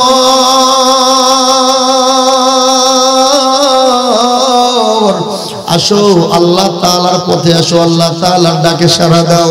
ভাই ওমর গতকালকে আমি আল্লাহর রাসূলকে দোয়া করতে শুনেছি, আল্লাহর নবীজি দোয়া করেছে, আয় আল্লাহ আবুল হাকাম ইবনে হিশাম অথবা ওমর ইবনুল খাত্তাবের দ্বারা আল্লাহ তুমি ইসলামের শক্তিকে আরো বৃদ্ধি করিয়া দাও। একটু আওয়াজ দিয়ে বলেন না সুবহানাল্লাহ। হে বন্ধু মুসলমান যুবক ভাইরা রে, ওমরের সামনে যখন খাব্বাব রাদিয়াল্লাহু তাআলা আনহু এই ঘোষণা দিয়ে দিলেন, ভাই ওমর আল্লাহর রাসূল এইভাবে দোয়া করেছে। ওমর ডাক দেয়া বলে খাব্বাব রে একটু আবার বলো না, আমার রাসূল কি আমার নামটা রাসূলের জবানে দিয়েছে?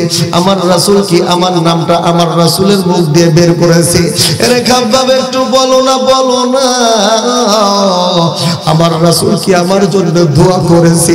এ বাবাজি, ও খাব্বাব রাদিয়াল্লাহু তাআলা ডাক দিয়ে বলতেছেন ভাই ওমর, আমি অবশ্যই অবশ্যই আমার রাসূলের মুখে এই রকম দোয়া শুনেছি। এ বন্ধু মুসলমান যুবক ভাইরা রে, এইবার ওমর ডাক দিয়ে বলে খাব্বাব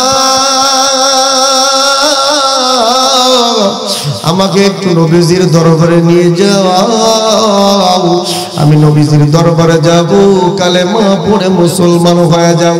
এরে যুবক বন্ধু, এইবার বাজারে যখন খাব্বাব আমার বন্ধুগণ ওমরকে আমার নবীজির দরবারে নিয়ে গেল, আমার নবীজি ওই সময় সাফা পর্বতের নিকটে আমার বন্ধুগণ একটা বাড়িতে সাহাবায়ে কেরামকে নিয়ে কোরআনের তালিম দিতেছিলেন, আমার বন্ধুগণ মাসলা মাসাইল শিক্ষা দিতেছিলেন। এমন সময় দরজার সামনে দাঁড়াইয়া দরজায় যখন নক করছে, আমার নবীজি ডাক দেয়া বলে সাহাবীরা দেখো দেখো না কে যেন দরজার সামনে হাজির হয়েছে। বাজান একজন সাহাবী চোখের দরের জানলা যখন বাজারে খুলিয়া বাহিরের দিকে নজর দিছি, তাকাইয়া দেখে দরজার সামনে সাধারণ কোনো মানুষ না রে বাবা, সাধারণ কোনো মানুষ না। ওমর তরবারে হাত নিয়ে দাঁড়াই আছে। ওই সাহাবী বাজান ওমরকে দেখে বিতুশ্রান্ত হয়ে গেছে, ভয়ে বাজান তার শরীরে কম্পন শুরু হয়ে গেছে। সাধারণ কোনো মানুষ নয় রে বন্ধু। ওমর বাজান ইসলাম গ্রহণ করার পূর্বে বাজানো মুসলমান তাকে যেমন ভয় পাইতো, বাজান জমের মতন ভয় পাইতো। আবার যখন হযরতে ওমর ইসলাম গ্রহণ করেছে, কালেমা পড়েছে, ওই ওমরকে দেখে বেঈমান আমার বন্ধুগণ কাফেররা ওমরের নাম শুনলেই বাজান রে আমার বন্ধুগণ থরথর থরথর করে কাঁপতো। ওই ওমর যখন দরজার সামনে দাঁড়াইয়া হুঙ্কার ছাইরা ডাক দিয়ে বলতেছেন কে রে? আমার বন্ধুগণ বিচরে দেখে একজন সাহাবী যখন তাকাইয়া দেখো ওমর দরজার সামনে দাঁড়াইয়া রাসূলকে ডাক দিয়ে বলে ইয়া রাসূলুল্লাহ, দরজার সামনে কিন্তু ওমর তরবারে হাতে নিয়ে দাঁড়াইয়া আছে। বাজানো ওমরের নামটা শোনার সঙ্গে সঙ্গে সাহাবায়ে কিরাম বিতুশ্রান্ত হয়ে গেছে। হে বন্ধু মুসলমান যুবক ভাইরা রে, সাহাবায়ে কিরাম নিজের জন্য ভয় পায় না, আমার বন্ধুগণ সাহাবায়ে কিরাম নবীজির জন্য ভয় পাইতেছে। সাহাবায়ে কিরাম ভয় পায়, ওমর তো সাধারণ কোনো মানুষ না। আমার বন্ধুগণ ওমর যদি ঘরের ভিতরে ঢোকে, ওমর আমার রাসূলকে যদি আঘাত করে, আমরা সাহাবায়ে কিরাম সহ্য করতে পারবো না। এই জন্য সাহাবায়ে কিরাম বিতুশ্রান্ত হয়ে গেছে। সাহাবায়ে কেরাম বাজান কান্না শুরু কইরা দিয়েছে। বাজানো এমন সময় পাশেই ছিলেন হযরতে আমির হামজা রাদিয়াল্লাহু তাআলা আনহু। এই আমির হামজা রাদিয়াল্লাহু তাআলা আনহু রাসূলের চাচা। আমার বন্ধুগণ তিনি দাঁড়ায়া গেছে, হুঙ্কার ছাইরা ডাক দেয়া বলতেছেন ও নবীর সাহাবীরা, তোমরা কি জন্য বিতশ্রান্ত হইতেছো? কি জন্য তোমরা ভয় পাও? ওরে নবীর সাহাবীরা শুনো, আমি হামজা ঘোষণা করে দিলাম ওমরের উদ্দেশ্য যদি ভালো হয়, ওমর যদি আমাদের এখানে ভালো উদ্দেশ্য নিয়ে আইসা থাকে, আমরা তার সঙ্গে ভালো ব্যবহার করব। আর ওমরের উদ্দেশ্য যদি খারাপ হয়, আমি আমির হামজাও কিন্তু কম না। আমি আমির হামজা ওমরের কল্লাটা আমার তরবারে দিয়া আলাদা করে ফেলবো। আল্লাহু আকবার। বাজানে এইবার সিংহে সিংহে টক্কর লাইগা গেছে। রাসূল ডাক দেয়া বলে ও আমার সাহাবীরা, ও আমার অনুসারীরা, তোমরা কি জন্য ভয় পাও? কি জন্য ভয় পাও? ও সাহাবীরা রে শুনো, আমি রাসূল তো আমি ওমরের গিরান, ইসলাম গ্রহণের গিরান আমি রাসূলের নাকের ভিতর পাইতেছি। আল্লাহু আকবার। ও আমার সাহাবীরা তোমরা ভয় পাও না, যাও যাও ওমরের দরজাটা খুলে দাও। বাজানো এইবার যখন একজন সাহাবী ঘরের দরজাটা খুইলা দিছে, বাজান রে মাথাটা একটু নিচু করিয়া তরবারিটা দুই হাতের ভিতর নিয়ে বাজান রাসূলের সামনে চলে যায়। আমার রাসূল যেই আসনের উপর বসা ছিলেন, নবীজি ওই আসন থেকে উঠিয়া ওমরকে বাজান ইস্তেকবাল করার জন্য সামনের দিকে পা বাড়াইছে। ওমর যখন আমার নবীজির কাছে চলে আসছে, আমার নবীজি ওমরের পাজর করে দৌড়াইয়া আমার বন্ধুগণ এই যে পায়জামার বাজান এই বগলের ওইটা ধরে এমন ভাবে একটা চাপ মারছে। নবীজি ডাক দেয়া বলে, আর কতদিন অন্ধকারের পথে থাকবারে ওমর, আসো আসো আল্লাহ তাআলার পথে আসো, আল্লাহর ডাকে সাড়া দাও। হ্যাঁ বন্ধু মুসলমান যুবক ভাইরা রে, ওমর আমার নবীকে ডাক দিয়ে বলে, ইয়া রাসূলুল্লাহ, ইয়া হাবিবাল্লাহ, নবী গো, আমি আপনাকে আবু জেহেলের কথায় আপনাকে মারার জন্য আসতেছিলাম। ইয়া রাসূলুল্লাহ, আমি আপনাকে মারার জন্য আসতেছিলাম গো নবীজি। ইয়া রাসূলুল্লাহ, কিন্তু আল্লাহ তাআলার এই কোরআন আমি ওমরের হৃদয়টাকে, আমি ওমরের কঠিন হৃদয়টাকে মোমের মতন নরম কইরা দিয়েছে। একটু আওয়াজ দিয়ে বলেন না সুবহানাল্লাহ। এই জন্য বাজানো আল্লাহ তাআলা বলেন হুদাল লিন্নাস, আমি আল্লাহ তাআলা এই কোরআনটাকে মানুষদের হিদায়াতের জন্য নাজিল করেছি।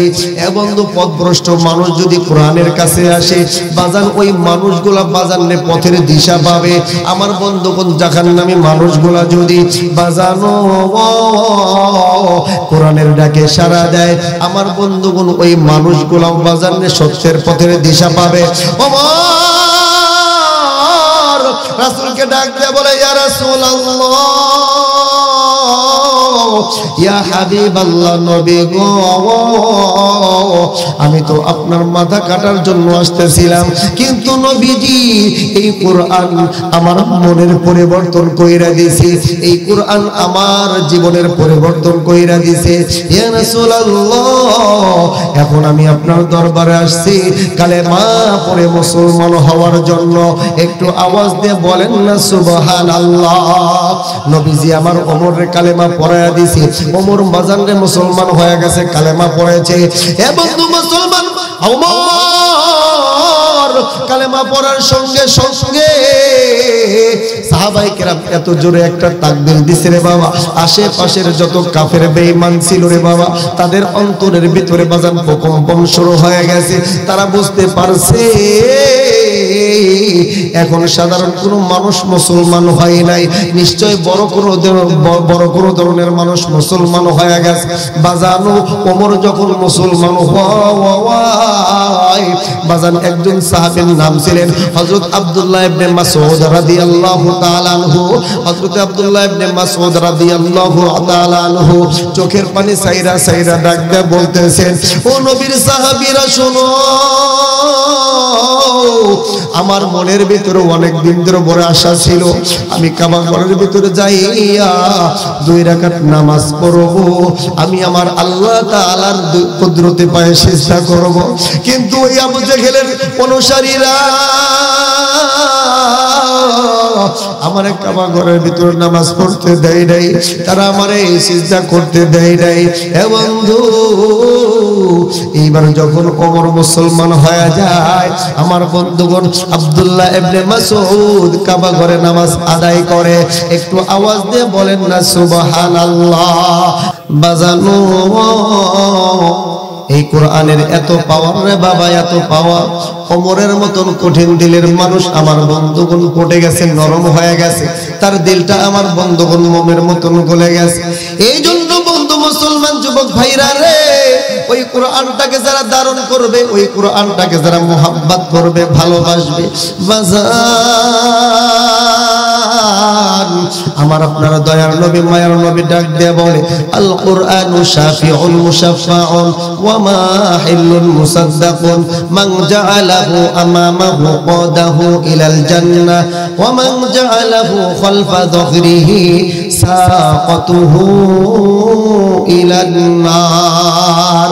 এ বন্ধু মুসলমান যুবক ভাইরা, আমার আপনার দয়ার নবী মায়ার নবী ডাক দিয়ে বলে এই কোরআন এমন সুপারিশকারী কিতাব রে বাবা, যারা এই কোরআনকে সামনে থেকে নেতৃত্ব দেবে, এই কোরআনকে আমার বন্ধুগণ যারা সামনে রাখবে, এই কোরআনকে যে সমস্ত মানুষগুলা আমার বন্ধুগণ মুহাব্বত করবে, ভালোবাসবে, আমার রাসূল বলে এই কোরআন আমার বন্ধুগণ কিয়ামতের দিন তাদের পক্ষে আল্লাহ তাআলার দরবারে সুপারিশ করবে। আমার আল্লাহকে ডাক দেয়া বলবে আল্লাহ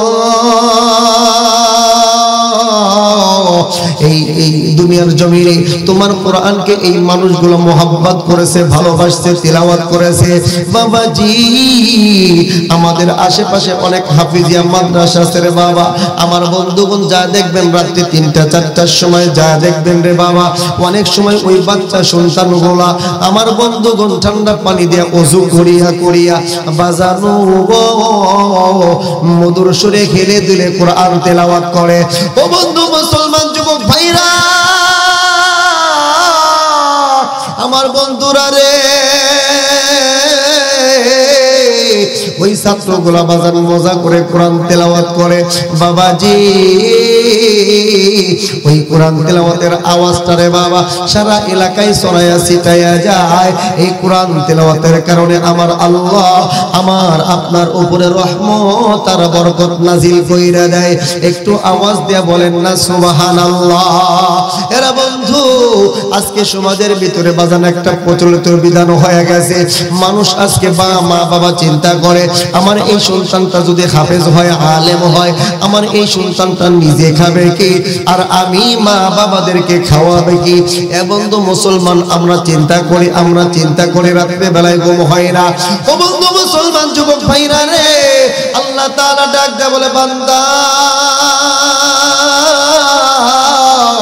আমি রিজিকের মালিক কিন্তু তোমরা না। ও বন্ধু মুসলমান যুবক ভাইরা, আজকে এই মাহফিলের ভিতরে অনেক ওলামায়ে কেরাম আছে। এ বন্ধু আমার অনেক সাধারণ মানুষ আছে রে বাবা, অনেক শিক্ষিত বিএসসি ইঞ্জিনিয়ার ডক্টর আপার লেভেলের মানুষ আছে, কিন্তু বাবাজি ওই সমস্ত আমার বাবারা যারা চিন্তা করে, আমার মায়েরা যারা চিন্তা করে সন্তান হাফেজ হলে আমাদেরকে খাওয়াবে কি আর নিজেরাই খাবে কি। বাজানো আপনাদের কাছে একটা প্রশ্ন করতে চাই রে বাবা, এই যে বাংলার জমিনে আগে বৃদ্ধাশ্রম কি জিনিস আমরা জানতাম না, আজকে বাজারে পাড়ায় মহল্লায় জেলায় জেলায় থানায় থানায় বৃদ্ধাশ্রম হয়ে গেছে। ওই বৃদ্ধাশ্রমে আমার বন্ধুগণ তুমি তালাশ করে দেখবা, খবর নিয়ে দেখবা, একটা হাফেজের বাবা, একজন ইমামের বাবা, একজন মুয়াজ্জিমের বাবা বাজান কখনো তারা বৃদ্ধাশ্রমে তাদের মা বাবাকে রেখে আসে না। কথা বলো ঠিক কিনা? একজনও মুয়াজ্জিন, একজন ইমাম সাহেব, একজন হিফজখানার হুজুর 10,000 12,000 টাকা বেতন পায়, ওই হুজুরের মা বাবা কখনো বৃদ্ধাশ্রমে থাকে না। তুমি খবর নিয়ে দেখো, আপার লেভেলের যারা শিক্ষিত ডাক্তার, ইঞ্জিনিয়ার, বিএসসি, সওয়ালগুলো মেজর হয়েছে, বড় বড় পুলিশ অফিসার হয়েছে, খোদার কসম করে বলি ওই কুলাঙ্গার গুলাই, বড় বড় শিক্ষিত মানুষগুলাই তার মা বাবাকে বাড়িতে ঠাঁই দিতে পারে না, জায়গা দিতে পারে না, ফ্ল্যাটের ভিতরে নিজেরা ঘুমায়, সন্তানদেরকে নিয়ে ঘুমায়, মা বাবার জায়গা হয় বৃদ্ধাশ্রমে। কথা বলো ঠিক কিনা? আর একটু আওয়াজ দিয়ে বলেন কথা ঠিক কিনা? অথচ চিন্তা করে স্বামী স্ত্রী রাত্রে বেলায় চিন্তা করে সন্তানটারে হাফেজ বানাইছি, আলেম বানাইছি, আরে এই সন্তানটারে হাফেজ বানায় কত যে লস করছি। মা তুমি লস করো নাই, বরং তোমার ভাগ্যটা পরিবর্তন হয়ে গেছে। তুমি দুনিয়াতেও দামি হইছো, আখিরাতেও আমার আল্লাহ তোমারে দামি বানায় দিছে। কথা কোন ঠিক কি? দুনিয়াতে সন্তান ভাত পাক আর না পাক, সন্তান কিছু পড়ুক আর না পড়ুক, তোমাদেরকে কখনো না খাওয়ায় রাখবেন। ওই হাফেজ সন্তানটা, আলেম সন্তানটা, মসজিদের ইমাম 7-8 হাজার টাকা বেতন পায়, নিজে কষ্ট করে চলতে পারে, কিন্তু ওই সন্তান মা বাবার চোখে কখনো পানি ঝরাইতে পারে না। কথা বলেন ঠিক কিনা? একটা সন্তানকে হাফেজ বানানো, আলেম বানানো ভাগ্যের পরিবর্তন ঘটে যাবে। দুনিয়াতেও আপনি লাভবান, আখিরাতে কেমন লাভবান হবেন। আমার রাসূল বলে যারা যাদের সন্তানগুলো হাফেজ হবে, আলেম হবে, আল্লাহ তাআলা ওই সমস্ত মা বাবার মাথার ভিতরে, মাথার উপরে নূরের মুকুট, নূরের তাজ পরায়া দেবে। সুবহানাল্লাহ। একটু আওয়াজ দিয়ে বলেন না বাবা সুবহানাল্লাহ। আজকে আমরা রিজিকের চিন্তা করি। বাবা রিজিক তো কোরআন পড়লেই তো রিজিক আসে। কোরআন বৃদ্ধি, রিজিক বৃদ্ধি হয় কিসের মাধ্যমে? দুয়ার মাধ্যমে, কোরআন তিলাওয়াতের মাধ্যমে। আমার বন্ধুগণ, রাসূলের প্রিয় একজন সাহাবী আব্দুল্লাহ ইবনে মাসউদ রাদিয়াল্লাহু তাআলা আনহু অসুস্থ, মৃত্যুর শয্যায় শায়িত। আমিরুল মুমিনিন হযরত উসমান রাদিয়াল্লাহু তাআলা আনহু তাকে দেখার জন্য আসছেন, খবরাখবর নেওয়ার জন্য আসছেন। খুব খেয়াল করে শুনবেন, যাদের আল্লাহর প্রতি, রিজিকের প্রতি বিশ্বাস নাই, একটু খেয়াল করে শুনি। হযরত উসমান রাদিয়াল্লাহু তাআলা আনহু আয়েশা আব্দুল্লাহ ইবনে মাসউদকে জিজ্ঞাসা করে, এই আব্দুল্লাহ ইবনে মাসউদ, তোমার কি অবস্থা? কি অবস্থায় আসো? তুমি তো অসুস্থ মানুষ, তো তোমার জন্য বাইতুল মাল থেকে কিছু সাহায্য পাঠায় দেই, কিছু তোমার জন্য খাদ্য দ্রব্য, কিছু ধন সম্পদ পাঠায় দেই। আমার বন্ধুগণ, আব্দুল্লাহ ইবনে মাসউদ বলে, লা হাজাতা লি ফিহা, এই সমস্ত ধন সম্পদের আমি আব্দুল্লাহ ইবনে মাসউদের কোনো প্রয়োজন নাই। একটু আওয়াজ দিয়ে বলেন না আল্লাহু আকবার। আরে মৃত্যুর শয্যায় শায়িত, বলতেছেন লা হাজাতা লি ফিহা, এই সমস্ত জিনিসের আমার কোনো প্রয়োজন নাই, আমার এই সমস্ত জিনিসের দরকার নাই। হযরত উসমান রাদিয়াল্লাহু তাআলা আনহু ডাক দিয়ে বলে, এ আব্দুল্লাহ ইবনে মাসউদ, তোমার বিদায়ের পরে এই সম্পদগুলো তোমার কন্যাদের কাজে আসবে, তোমার কন্যাদের কাজে আসবে। আরে বন্ধু মুসলমান যুবক ভাইরা,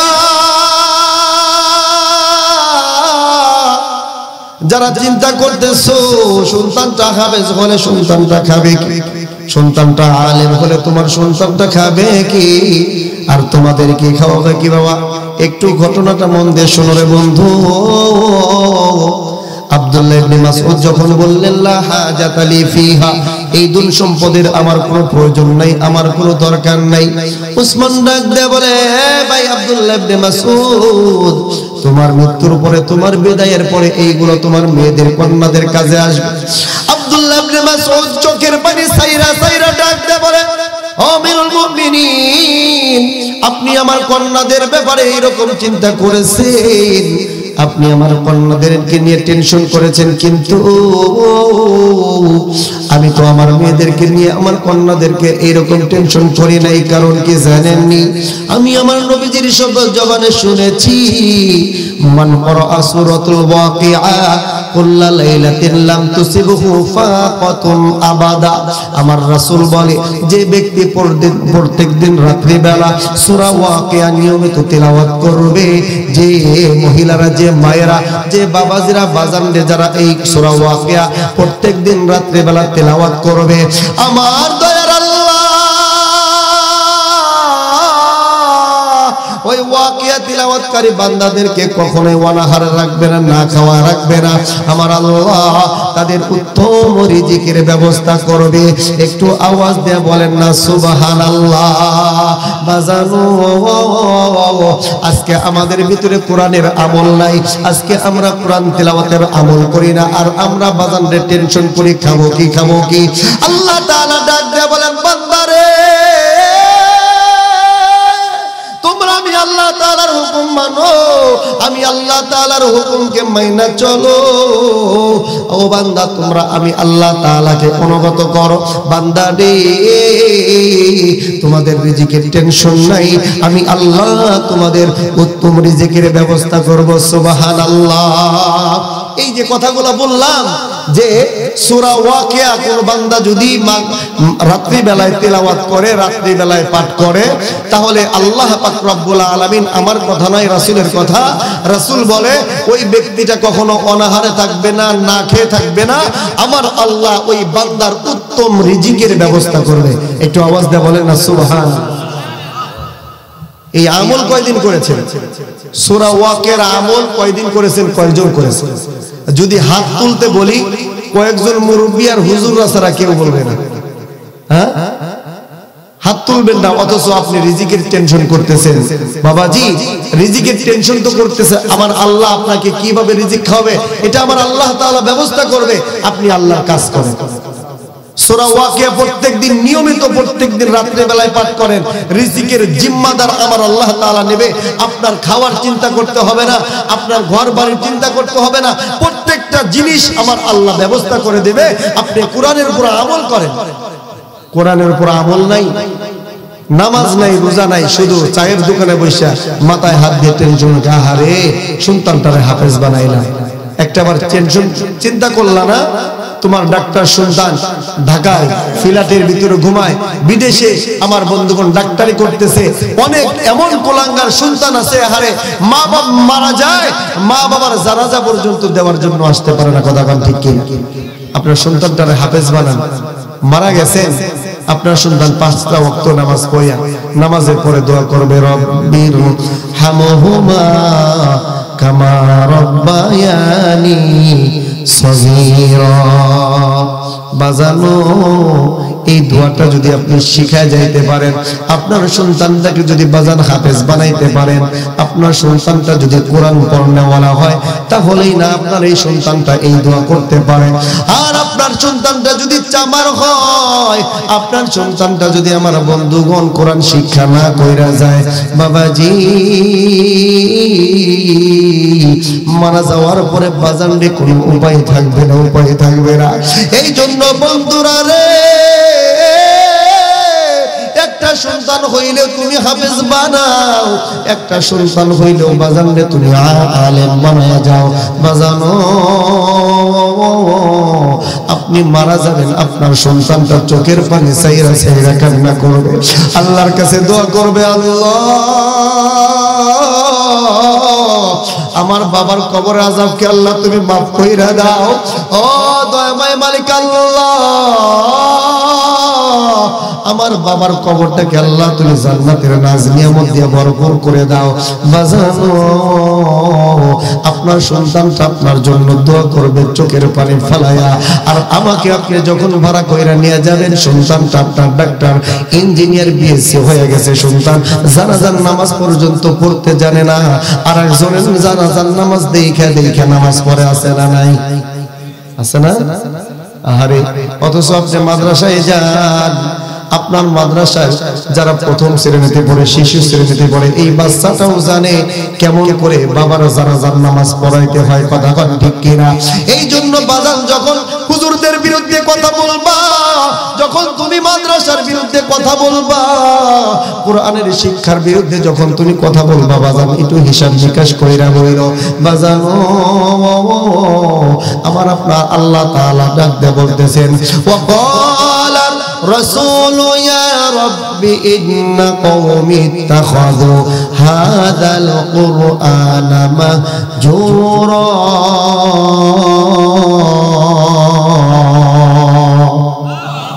আল্লাহ তাআলা ডাক দিয়ে বলেন, কিয়ামতের দিন আমার নবীজি আমি আল্লাহর কাছে বিচার নালিশ করবে, আল্লাহ আমার উম্মতের মধ্যে কিছু মানুষ ছিল যারা কোরআনের শিক্ষাকে অবমূল্যায়ন করেছে, কোরআনের শিক্ষাকে দাম দেয় নাই। এরা বন্ধু মুসলমান যুবক ভাইরা, আপনি যদি কোরআনের শিক্ষাকে অবমূল্যায়ন করেন, অবজ্ঞা করেন, বাবাজি আপনি কোরআনের শিক্ষাকে ব্যঙ্গ করলেন না, বরং আমার আল্লাহর সঙ্গে আপনি গাদ্দারি করলেন, রাসূলের মনে আঘাত দিলেন। এই জন্য বাজানো যখন আপনি কথা বলবেন হিসাব করে কথা বলবেন। কোরআনের বিরুদ্ধে কথা বললে ওই মানুষগুলো কখনো শান্তিতে থাকতে পারে না। আমার বন্ধুগণ, আলেমদের বিরুদ্ধে কথা বললে ওই মানুষটা কখনো শান্তিতে থাকতে পারে না। ওই মানুষগুলোকে আমার আল্লাহ পাক রব্বুল আলামিন দুনিয়ার জমিনে আমার আল্লাহ শাস্তির ব্যবস্থা করে দেয়। লিল্লাহি তাকবীর।